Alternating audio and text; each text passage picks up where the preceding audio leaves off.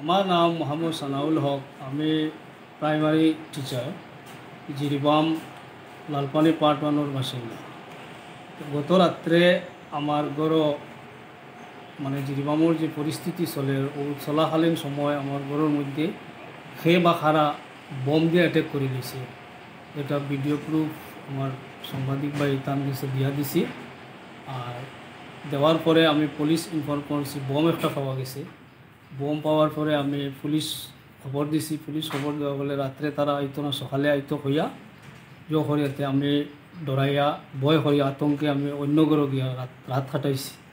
রাত কাটানোর পরে সকালে আবার আসাম রাইফল আইছে।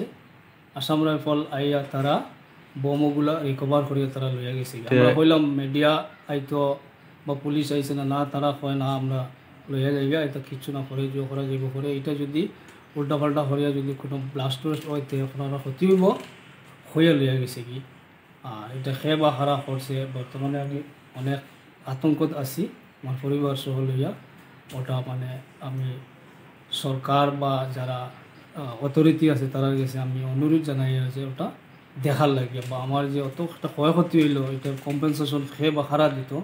মানে কয়টার সময় হয়েছে ঘটনাটা? ঘটনাটা হয়েছে ধরো গত রাত্রে 10:30 থেকে 11টার ভিতরে। এক্সাক্ট টাইম তো আমরা হইতে পারি না, কি তাহলে আমরা গরুর ভিতরে ফ্লোরও এমনি শুইয়া আসলাম।